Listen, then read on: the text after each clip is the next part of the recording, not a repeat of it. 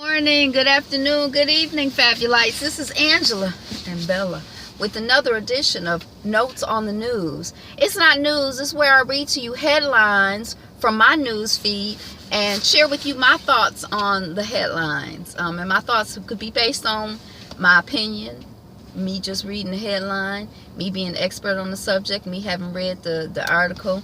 But it's not news, it's just my thoughts on the news. So let us proceed.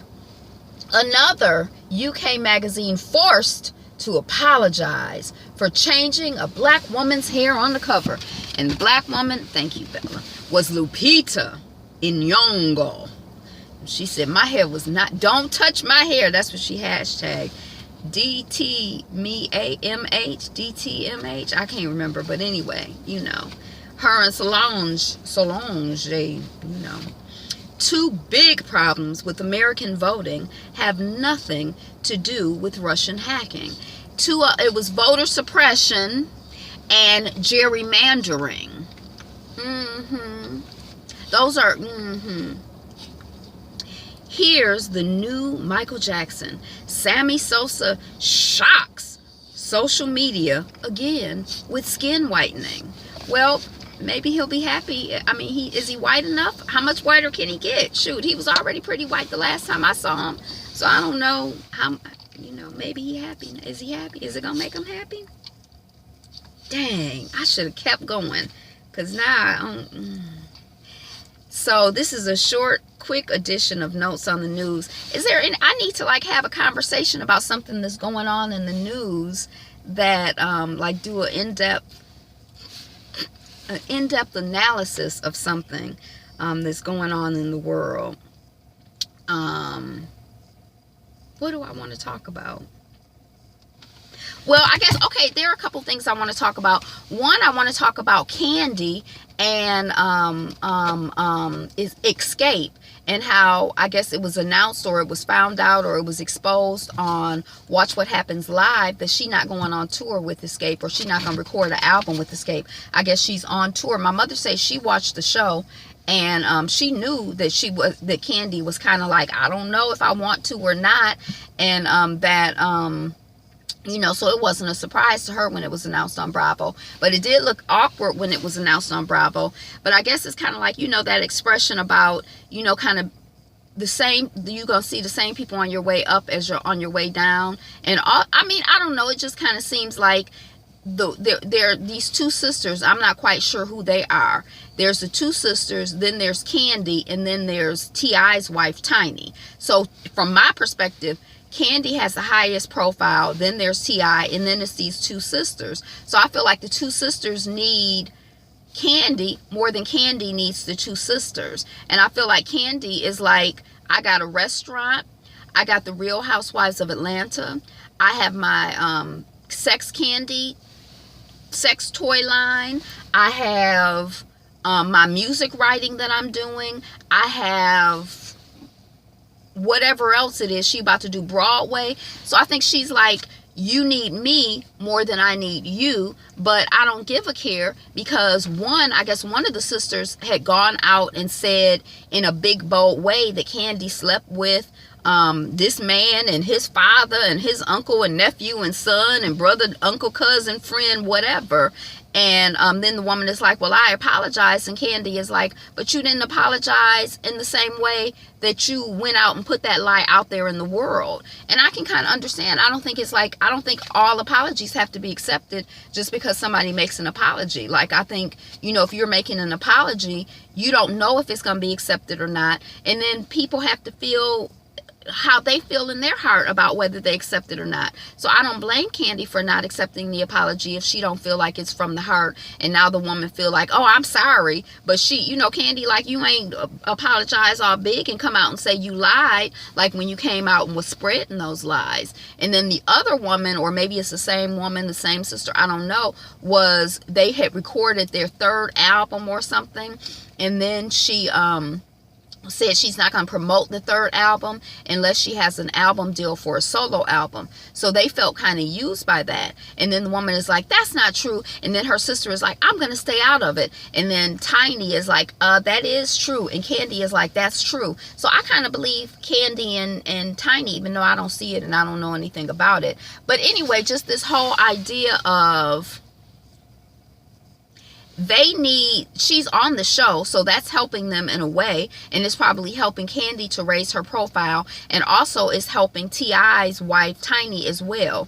So I don't think Kandi necessarily has anything against doing the show, because it's benefiting her. And probably now that she's worked on the Real Housewives of Atlanta and whatever, she probably has a whole different take on, just like most of us who have been out in the work world, sometimes you work with people that you don't necessarily care for, but it's just part of the job. You're just doing your job, and you do it at work. They're not your friends. You don't take the stuff home. It's just something at work.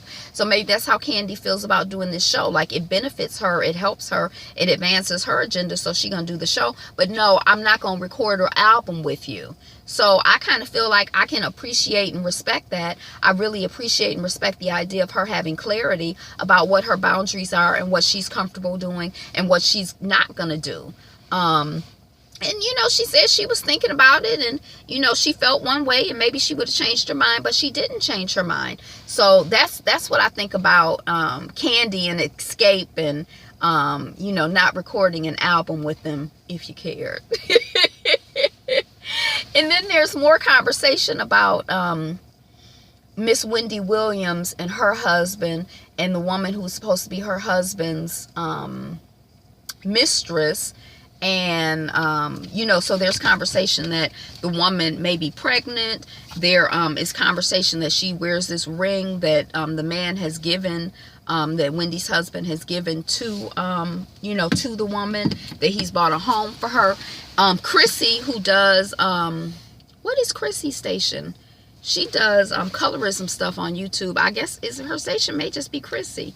But Chrissy, I was listening to a piece that she did the other day talking about marrying down. And she talked about, she kind of explored this idea that perhaps, by Wendy Williams marrying someone who was on her payroll, who's dependent on her for his livelihood, he might feel insecure and be behaving in ways that reflect his insecurity, because in a way he is not necessarily secure in and of himself, because he's relying on Wendy Williams for his income, but he can be the man for this other young woman. This younger woman looks up to him.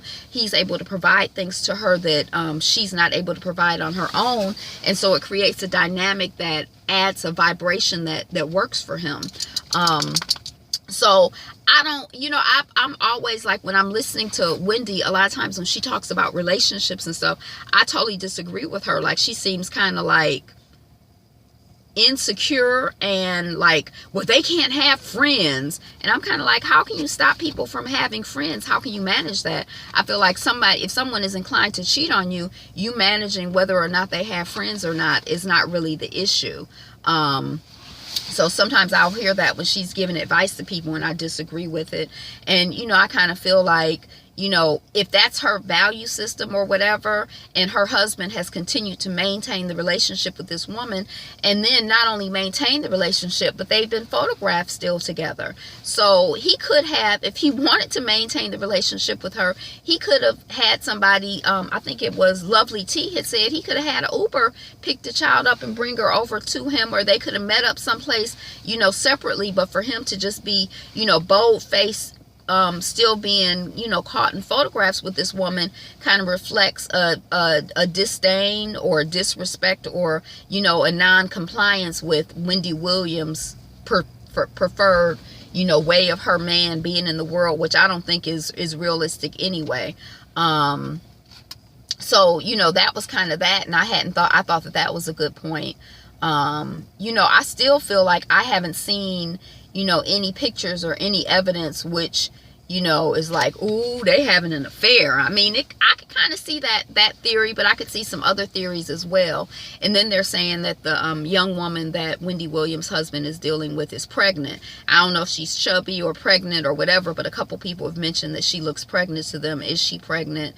You know, and I think that Wendy Williams has kind of expressed this. I've gotten this impression from her, like, oh, as an older woman with a younger man, you know, you have to be able to give them a child. And so she gave her husband a child. It was hard for her. It was a hard pregnancy. And she feels like she did her part. But it just goes to show you that there is no recipe for relationships. Are like tricky, and there's no like set in stone relationship, no set in stone recipe for making stuff work. So yeah, you had a baby and he cheated on you when you had the baby, so that wasn't really the solution or the issue. Or I don't know if he cheated on you, but that's the rumor has it, that he cheated on you when you had that baby, and he's dealing with somebody else now. So, you know, you having a younger man and being able to have a child for him, you know, is not going to prevent him from cheating. You having an older man is not going to prevent somebody from cheating. What prevents somebody from cheating is their decision within themselves to conduct themselves in a certain way. It really, to me, has nothing to do with you, because I feel like even if you're in a relationship with someone and you feel like they're a butthole or they're this or they're that, or you have a problem with them, then I feel like, to me, the grown-up thing to do is to be like, I'm gonna end this relationship with you because you a butthole, I don't like you, and then you go on.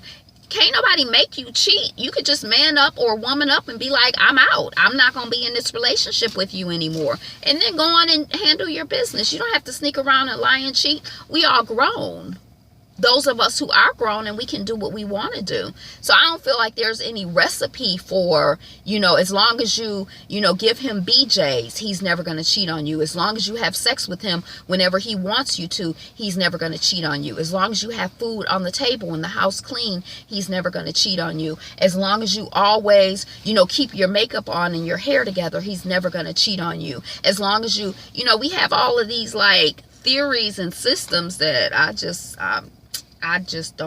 don't. So yeah, that's the latest.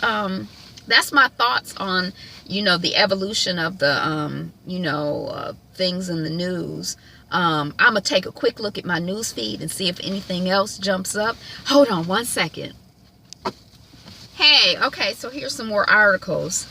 Experts worried Trump would scare away international students. Now the first numbers are out, and they're saying that it's 7% down or something like that. I spoke with someone who worked at maybe U of M, and she said that they had lost a lot of their international students. That they used to get these, I think they were Saudi Arabian, but Middle Eastern students who would come, and they would have stipends from their government or whatever for like not only for their tuition, but for housing and for their wives and for vehicles, and they would drive luxury cars, and you know, it was like a big boom to the economy of the community, she said. And she said that they've been down, but now that we're reading so much about Saudi Arabia and the Middle East, I wonder if that has something to do with it. I don't know, but if I was international, I'm hesitant. I'm not international. I'm hesitant to be here. Hate crimes rose for a second year in a row in 2016, FBI reports. Okay, hold on. I'm trying to keep this thing from cutting off, so I got to come back in bits and pieces. Hey, South African parents sue after son drowns in latrine. Is a latrine a toilet? How did the son drown in the toilet? I couldn't pull the article up. NFL owners, it was taking too long. NFL owners have reportedly discussed a nuclear option that would force Jerry Jones to sell the Cowboys. So dang, we were just talking about the commissioner of the NFL and Jerry Jones and the Cowboys, and also how the Cowboys were losing $1 million a month before he took over, and now they're the most profitable. And the NFL owners are trying to get rid of him. It's interesting. Interesting. Hold on a second. Okay, so from the headlines we learn more. Jerry Jones is being accused of wanting to overthrow Roger Goodell That's the NFL commissioner. And NFL owners are stunned by his legal threats. Okay, I think I'm finished. I think that's it for notes on the news feed. Coffee maker smashed in Hannity ads show. So Hannity is supporting Goodell. Oh no, not Goodell. Hannity is supporting what's the guy he's Al Moore? Is it Al Moore who's running for office? Who they say that when he was 32, he had relations or whatever with a 14-year-old, raped her, whatever, molested her. I don't really know.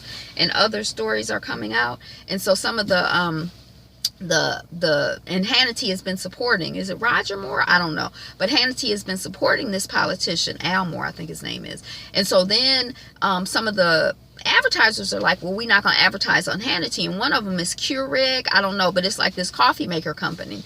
And so I had heard that some of the people are upset because the Keurig left the Hannity and they feel like the Keurig should stay with the Hannity. So they're making videos or taking pictures of them smashing their Keurig machines. And I say that's good because they spent their money on it. And I think that they should smash it. I don't know. Do I like to see people wasting their money?